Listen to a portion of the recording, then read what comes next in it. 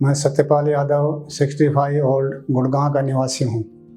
पिछले साल फरवरी 2022 में मेरे को सर्दी जुकाम की प्रॉब्लम हुई। मैं नियरेस्ट हॉस्पिटल आर्यन में गया और डॉक्टर ने इन्वेस्टिगेशन किया, जिसमें ब्लड के टेस्ट किए और चेस्ट एक्सरे किया, जिससे पता लगा कि मेरे गले के अंदर एक मांस का पीस है जो कि साइज उसकी काफ़ी बड़ी हुई है। डॉक्टर ने मेरे को एडवाइस किया कि सर आप किसी अच्छे हॉस्पिटल में दिखाइए, मेदांता में दिखाएंगे तो अच्छा रहेगा। मैं यहाँ मेदांता में आया, डॉक्टर हर्षवर्धनपुरी से मिला। उन्होंने मेरा पूरा चेकअप करने के बाद मेरे को एडमिट करने की एडवाइस किया और मेरी सर्जरी हुई। एक दिन के लिए मेरे को आईसीयू में रखा, जिससे कि मैं काफ़ी राहत महसूस हुई और एक दिन के बाद मेरे को रूम में शिफ्ट किया गया। नमस्कार, मैं डॉक्टर हर्षवर्धनपुरी। मैं एक सीनियर कंसल्टेंट चेस्ट सर्जन और लंग ट्रांसप्लांट सर्जन हूँ मेदांता द मेडिसिटी गुरुग्राम में। आज हम जिस पेशेंट की बात कर रहे हैं वो सत्यपाल यादव जी हैं।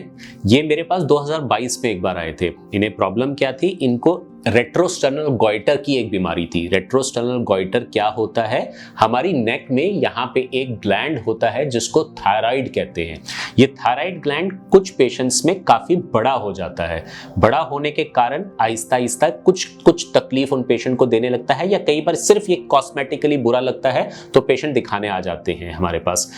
अमूमन अगर ये गॉइटर हमारे पास जब ये पेशेंट आते हैं तो हम इनकी एक बायोप्सी करके देख लेते हैं कि ये कैंसरस तो नहीं है। अगर कैंसरस नहीं है, पेशेंट को कोई ज़्यादा तकलीफ नहीं दे रहा, उसकी थायराइड प्रोफाइल नॉर्मल है, तो हम उन पेशेंट्स को बोलते हैं कि आपको इसको कराने की ज़रूरत नहीं है, आप इसके साथ अगर जीना चाहते हैं तो जी सकते हैं। पर कुछ पेशेंट्स में ये गॉइटर क्या होता है, ये जो हड्डी है हमारी ब्रेस्ट बोन, इसके नीचे चला जाता है ग्रो करते करते। ऐसी कंडीशन में कई बार ये उनको काफ़ी तकलीफ देता है, जैसा सत्यपाल यादव जी के साथ हो रहा था। 2022 में उनके सिम्टम्स ज़्यादा नहीं थे, तब भी हमने उनको सर्जरी का ऑफर दिया था। बट 2023 में उनके थोड़े सिम्टम्स बढ़ गए, सांस लेने वगैरह में तकलीफ होने लगी, सो वो फिर हमारे पास आए। अमूमन ये पेशेंट्स एसिम्टोमेटिक होते हैं, कोई सिम्टम नहीं होते इनको, पर कभी कभी सांस की नली के ऊपर प्रेशर के कारण या इसके काफ़ी बढ़ जाने के कारण, आसपास के एरिया में इन्फिल्ट्रेट करने के कारण पेन हो जाना, थोड़ा सांस फूलना, या सांस की नली के अंदर इसको ग्रो हो जाना, जो इसकी एक कॉम्प्लिकेशन है, तब हमें इसको ऑपरेट करना पड़ता है। हम इसको ऑपरेट कैसे करते हैं?